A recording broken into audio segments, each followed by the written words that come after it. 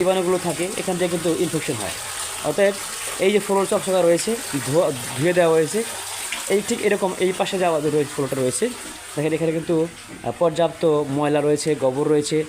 এভাবে কিন্তু অনেকক্ষণ থাকলে এটা কিন্তু জীবাণু আক্রান্ত হবে।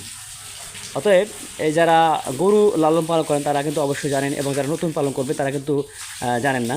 এই দেখেন এখানে কিন্তু ওই যে ময়লা রয়েছে, যে ফ্লোর গরুর যেখানে থাকে ঘুমায়, এই ফ্লোরে কিন্তু এরকম এই যে স্যাঁতস্যাঁতে রাখা যাবে না, আর একটু আলো বাতাস লাগবে। এবং এই যে গোবরগুলো রয়েছে এখানে কিন্তু পানি দিয়ে কিন্তু ধুয়ে দিতে হবে। ধুয়ে দিলে কি সুন্দর একটি পরিবেশ তৈরি হবে, এবং গরু এখানে শুয়ে থাকতে ঘুমাতে স্বাচ্ছন্দ্য বোধ করবে, এবং তাদের রোগ বালাই যে বিষয়গুলো থাকে এটা কিন্তু হওয়ার সম্ভাবনা খুব কম থাকবে।